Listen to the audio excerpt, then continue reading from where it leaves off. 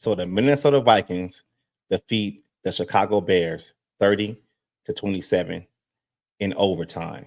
Well, this game didn't go as planned, but a win is a win. So let's cue the intro and let's get into it. We in our skull state of mind. We analyze how you play the line.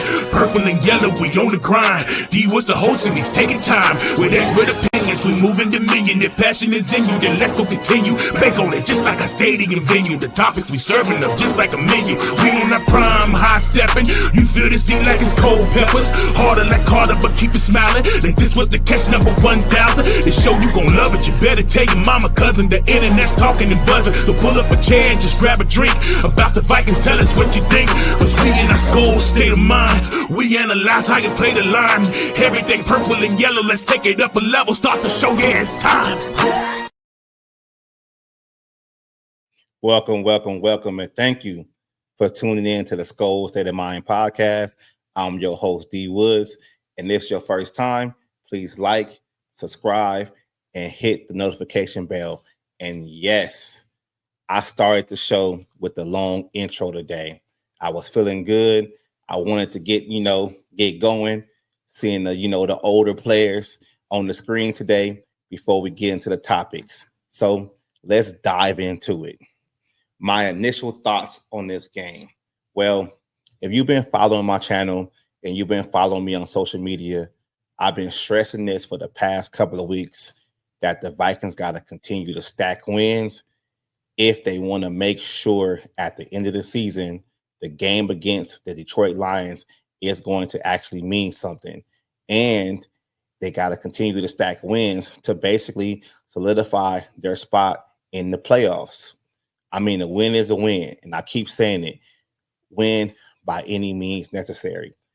Going into this game, a lot of us kind of thought this is going to be a game that Brian Flores basically was going to have his way with Caleb Williams.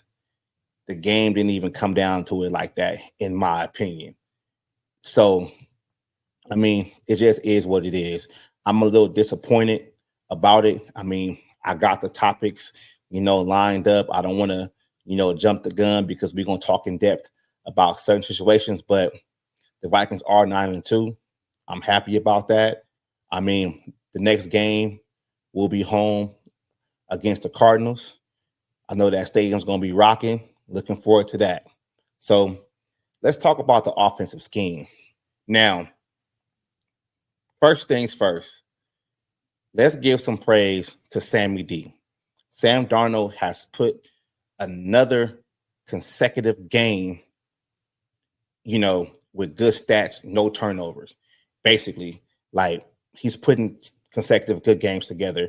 And the offense right now, I can see that it's rolling. It's kind of getting its footing right now. And a lot of people out there are saying like, oh my God, Justin Jefferson didn't really have an impact on this game. Yes, he did. Because if you watch this game today, the defensive holding, the pass interference and stuff like that, Justin Jefferson might not have hit the stat line, but his fingerprints are on this game, like tremendously. And I'm so happy to see Jordan Addison have a breakout game. Like, I like seeing a young boy out there have a game like that. And I feel like the offensive scheme, like sometimes I feel like Kevin O'Connell, man, he be playing himself sometimes. I feel like when the game, especially when we were up like 14 points, like just run the ball. And this is what I was saying, like probably in my last couple of videos, that I wanted to see the offensive scheme, especially, running wise, get a little bit more, consistent with the running backs. Like I wanted to see, Ty Chandler get some carries. I wanted to see Cam Akers get some carries, especially if we had a lead. But that didn't quite happen. I kind of question a couple of play calls from Kevin O'Connell, especially with the league, passing the ball or whatever, and basically like giving the Chicago Bears extra possessions to come back. And that's exactly what happened. And I'm not going to be, on this channel and come in here and be like Kevin O'Connell's, bad play caller. I know I have said that in the past, but actually like looking at it and, learning a whole lot more about play calling and what you have to do and how you got to set things up. Like I'm gonna dial that back a bit. But the offense, you know, it was humming today. It was really humming today. And Justin Jefferson had his fingerprints on it. I mean, offensive line wise, you know, I would say they played solid. I mean, we haven't seen the PFF numbers come out yet. They'll probably come out, you know, Monday morning, you know, whatever. But we're gonna see what happens. It is what it is. But let's get into this. This is one of the topics that, man, I know y'all gonna hate me for this, but man, the defensive inconsistency, right? Like, I have a problem with this. You feel me? Like, I don't know what it is, and I really don't know how to explain it. But it's kind of like if you watch my pre-show video, I basically said like I was afraid that if the Chicago Bears offensive coordinator could basically figure out a way to get one-on-ones with our corners, that they might have their way. And I brought up Keenan Allen from last year because basically he had 200 yards on us last year, and that was against Florida's defense. And the shit, he didn't get 200 yards again, but the middle of the field was wide open.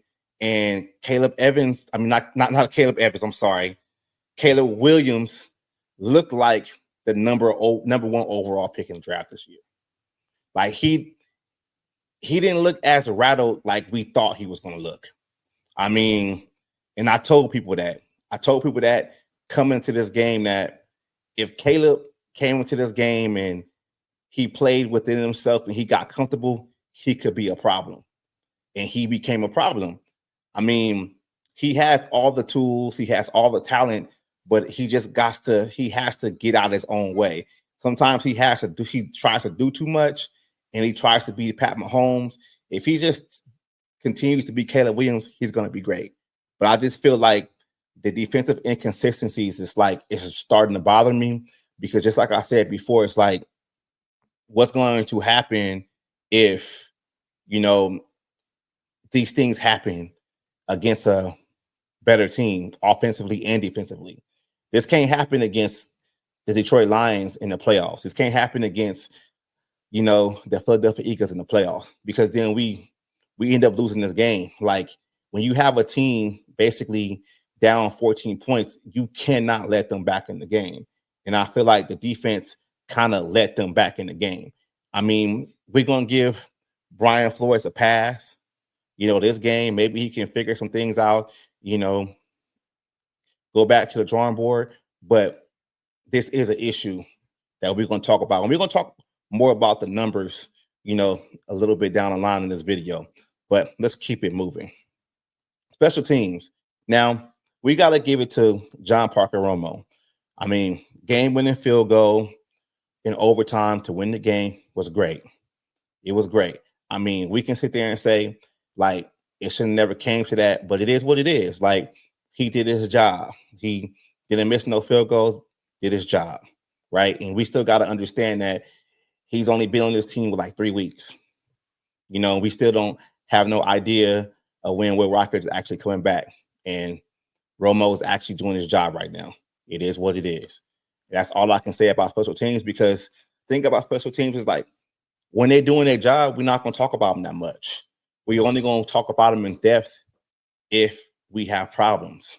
And we ain't got no problems with them right now. So we're going to keep it moving. Areas of concern. This is my concern. I already told you guys how I felt about the defense. And this is going to be my gripe about the offense, right? Like, we have to start playing complementary football consistently. And what I mean by complementary football consistently is that we got to learn how to put away teams. And what I say about that is, like, when you have a 14-point lead, make that shit a 21-point lead. Make a 20-point lead a 28-point lead. You get what I'm saying? Like, we got to learn how to defeat teams and not allow these teams to come back, because the Bears are basically dead in the water, done. And somehow they came back. And there's a lot of reasons why they came back. The offensive started to get stagnant. They had a couple 3-and-outs. The defense started to get lackadaisical. They gave up some plays, and that all goes together. The Vikings really have to figure out how to close out these games. Like, that's my concern right now. Last week, my concern was the running game, and the running game got a little better today. We're going to talk about the running performance for Aaron Jones later on, but real big area of concerns, like when you got a team on the ropes, you have to start finishing them. You have to finish them out. That's what good teams do. And that's something I feel like this team has to learn. Teams have to learn how to have that killer instinct. You don't just pop up 1 year and then you have that killer instinct. It takes time for you to learn that. Maybe this can be a learning experience for them because they almost lost this game, to say, oh shit, we can't allow this to happen anymore. The next time we have a team down, we're going to go for the the juggler, basically, straight up. Now, there were a couple of injuries in this game. Ivan Pace went out, and I think Cam Robinson went out with a foot. I'm worried about the Cam Robinson injury. I mean, we traded for Cam Robinson to replace Darrisaw because Darrisaw had the, season injury, with his knee. So I hope Cam can come back Sunday. I really hope it's not nothing, too severe. Ivan Pace also, you guys already know I'm not a big Ivan Pace guy, but what he does with Cashman in there in his role is cool. It's straight. It's straight for me. Like, I want to see him in there. I want to see him, doing this thing. But just this team has been ravaged with injuries this whole season, man. That's just football, though. You just got to take it in stride. Like, every team deals with it. We're like in what week? We're 9-2. So we're like week 12 right now, something like that. So it's kind of like, man, all the teams are dealing with injuries right now. You just got to find a way to get through them. I mean, it's like I said earlier, the PFF grades haven't been out yet, and we're going to basically see, how, the offensive line stacked up, especially when Cam Robinson went out. But, man, these injuries are piling up. I just hope the Cam Robinson injury is not nothing severe, nothing, to where he can't be back Sunday, So let's talk about some overreactions. Now, it's going to go back to the defense. This can go either way.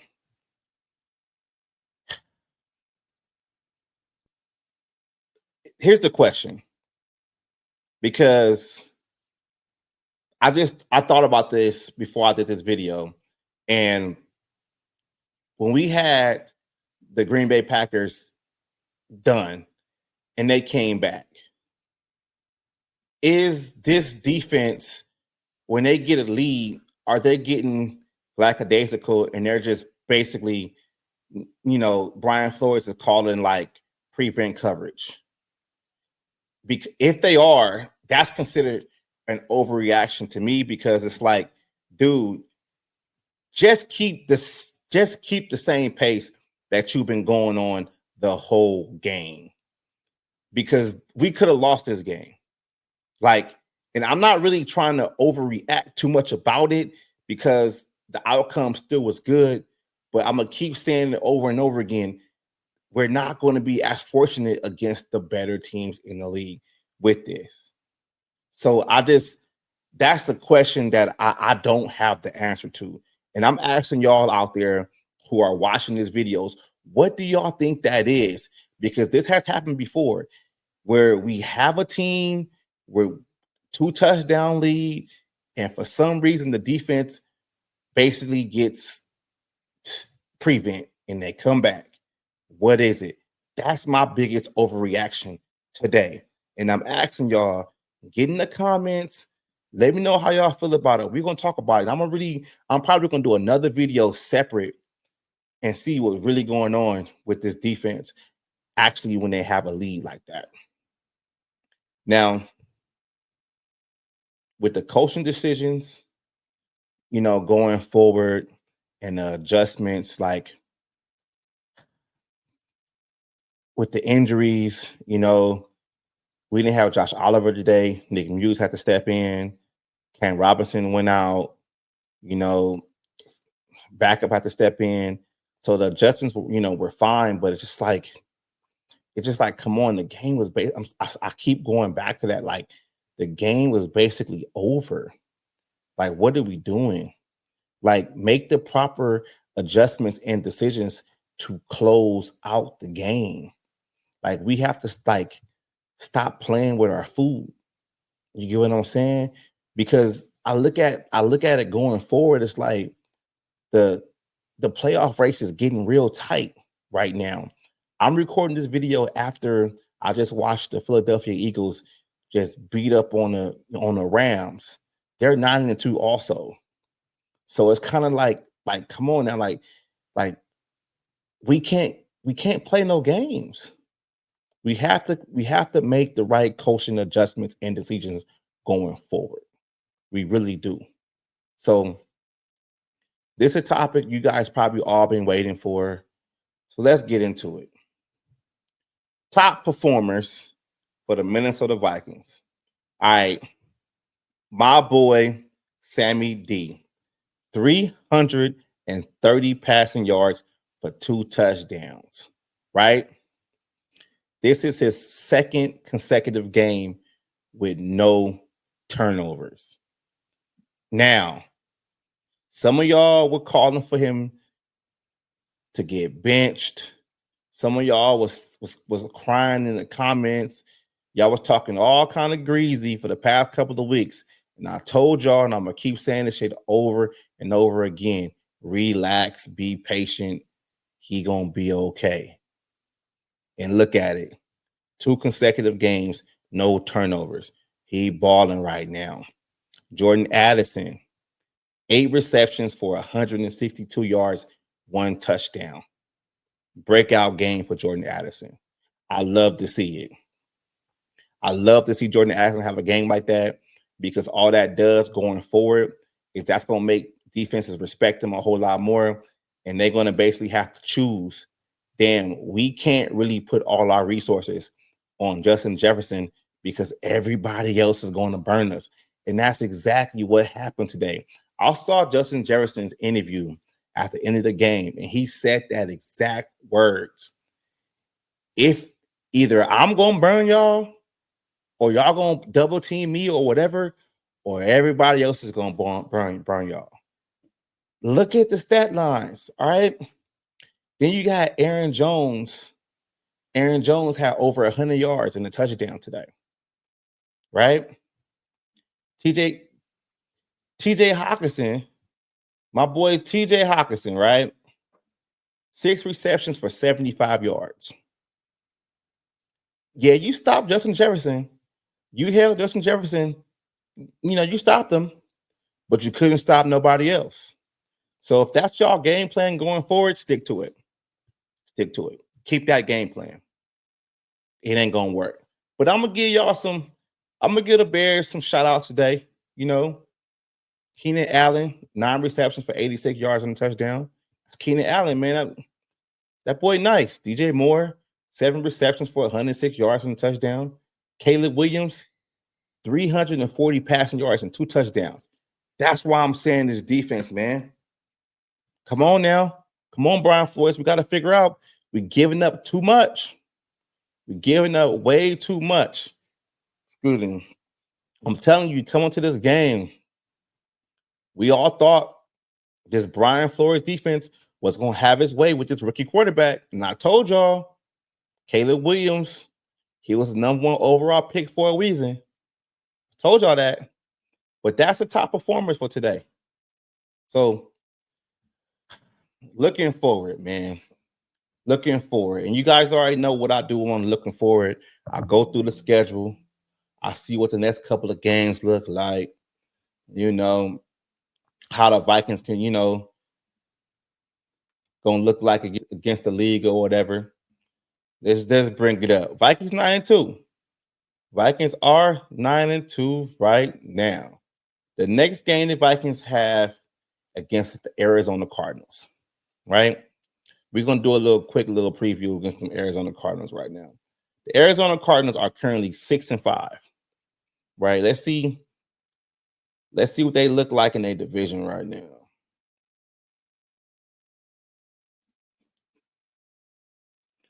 Arizona Cardinals 6-5. They second in their division right now, behind the Seattle Seahawks. Now, if the Minnesota Vikings have problems with Caleb running out the pocket, Brian Flores got to figure that out. I mean, maybe with the departure of Ivan Pace into this game, maybe Pace could be able to take care of that, put a spy there or something. But the Vikings got to do that. They got to take care of that. But what's the next game after that game? Let's look into it. So they got the Cardinals at home. I think they got a home stand. I think the next couple of games are going to be at home, which is crazy. Yeah, they do. The next 3 games are at home. The Cardinals, the Falcons, and the Bears. I'm hearing that the Falcons game might get flexed for a Monday Night Football game. I don't want it to, because I work on Mondays and I probably won't be able to see it that much, but hope not. Hope not. But just looking forward, man. Like, I'm gonna bring up the standings right now, because that's important. Excuse me. That's really important right now. Playoff.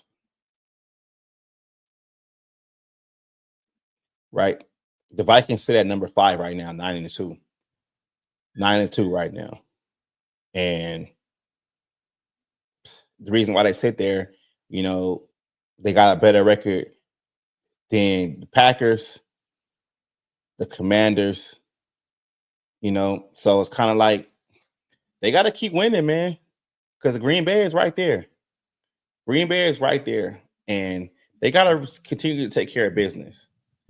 And I feel like the Vikings are getting comfortable with winning all kind of different ways. So, I'm going to do another video about this defense and see what's really happening with this defense, man, because, like, this game should never came down to overtime. This game shouldn't have been over in regulation, in my opinion. Like, I just really feel that way. And I just feel like, man, we got to have that killer instinct. And I'm not trying to be like, one of those Viking fans on here that's like, oh, not happy because they win. I'm happy because we winning it. I'm just saying, like, I feel like this team can actually make a run in the playoffs, and they need to use all these games and as lessons for what not to do in the playoffs, so they can actually make a real run in the playoffs. That's just what I'm saying. So I'm gonna end this video right now. Skol, baby.